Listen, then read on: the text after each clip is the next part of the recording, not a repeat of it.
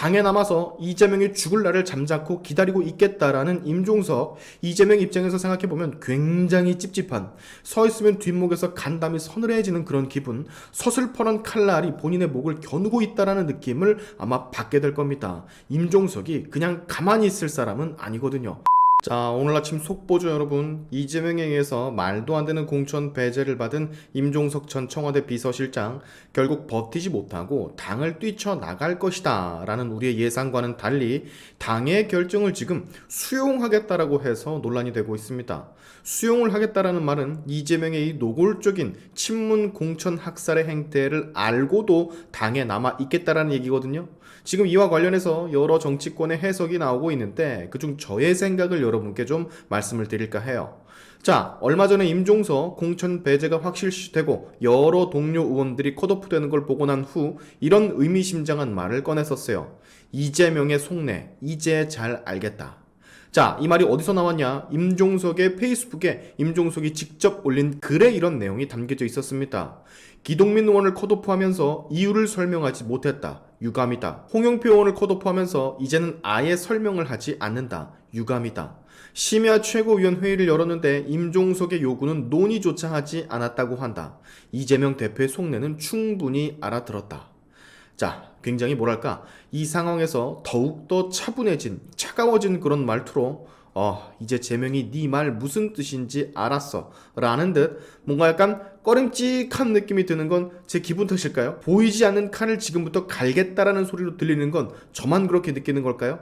자, 이 일이 있고 난 후 임종석은 새로운 미래, 즉 먼저 탈당한 이낙연을 만난 것으로 확인이 되고 있습니다. 그래서 우리는 자연스럽게 임종석 정치는 생물이라는 말을 꺼낸 것으로 보아 아마 움직일 수도 있겠구나, 결국 이낙연의 진영으로 가겠구나 라고 보고 있었는데, 이 둘이 만나고 무슨 이야기를 나눴는지는 자세히 모르겠지만 갑자기 이렇게 당의 모든 조치를 수용하고 가만히 잠자코 있겠다, 당에 남아 있겠다라는 입장을 내놓은 겁니다.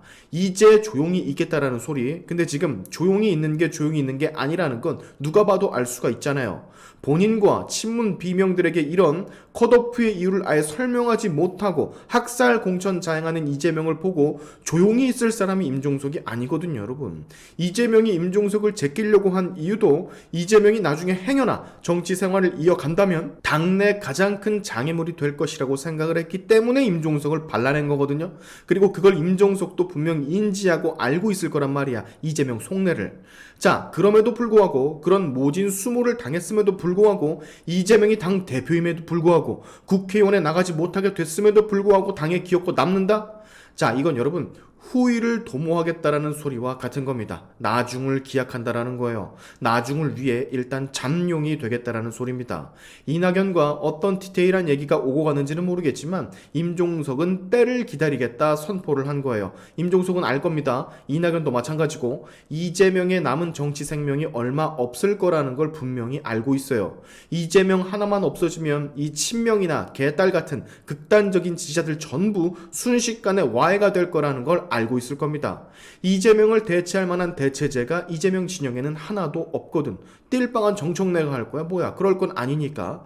임종석 본인은 지금으로선 이재명에 의해서 공천을 받지도 못했지만 지금 돌아가는 총선 전 상황, 여론조사라든지 지지율 조사라든지 서울 내 양당 지지율이라든지 이 많은 것들을 보고 분석하니 도저히 이재명표 민주당이 살아남지 못할 것 같다라는 결론에 임종석은 도달해 있는 겁니다. 그래서 지금 잠자코 있겠다라는 거예요. 이재명은 어차피 죽을 거니까.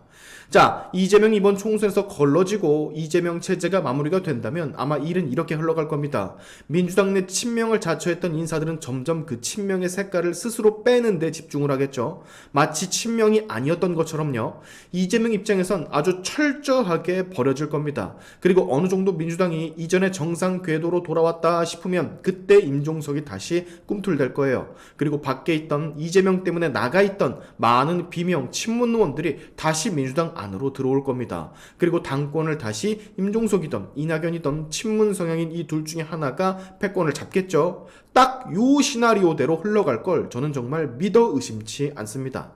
자, 지금 이재명이 얼마나 위태로운 상황이냐면 그 민주당의 철옹성 지역 인천 계양 을에서 지금 이재명과 원희룡 양자 간의 지지율이 오차 범위 내로 좁혀졌다라는 언론 보도가 나오고 있습니다. 원래 오차 범위 바뀌었잖아요. 지금 시간이 지나면 지날수록 양 후보 간의 지지율 갭이 점차 줄어들고 있는 그런 상황입니다. 여기 보시면 선거구 조정 전이지만 이재명과 원희룡 지지율이 이렇게나 줄었습니다.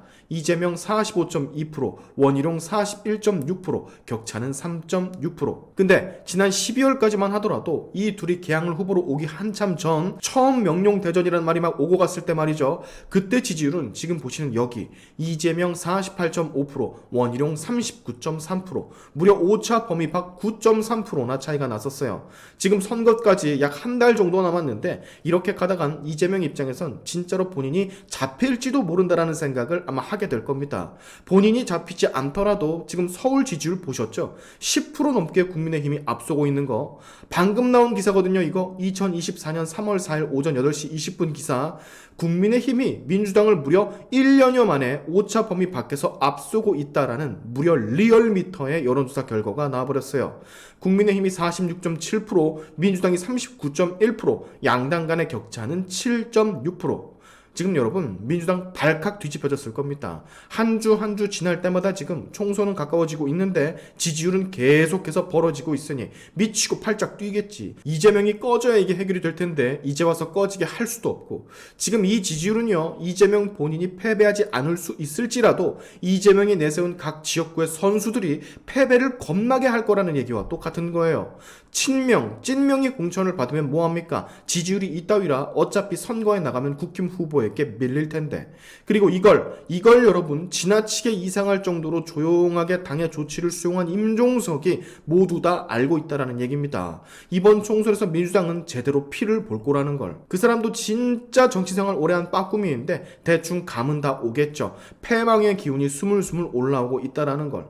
자, 일이 상당히 재밌게 흘러가죠, 여러분. 지지율이 총선이 가까워질수록 점점 국힘이 앞서고 있는 게 신기하죠? 당연한 겁니다. 저 꾸정물 같은 애들이 아직까지 지지율 39%를 받고 있다는 것이 말이 안 되는 것이고, 애초에 국힘이 이기고 있어야 했던 게 당연한 거예요. 당에 남아서 이재명이 죽을 날을 잠자코 기다리고 있겠다라는 임종석, 이재명 입장에서 생각해보면 굉장히 찝찝한, 서 있으면 뒷목에서 간담이 서늘해지는 그런 기분, 서슬퍼런 칼날이 본인의 목을 겨누고 있다라는 느낌 을 아마 받게 될 겁니다. 임종석이 그냥 가만히 있을 사람은 아니거든요. 오늘의 샤인튜브 여기까지 하겠습니다. 여러분의 영상 공유는 세상을 밝히는 힘이 되니까 꼭 공유 부탁드리면서, 지금까지 영상이 좋으셨다면 구독과 좋아요 그리고 알림 설정까지 꼭 한 번씩 눌러주시면 감사하겠습니다. 다음에 봅시다.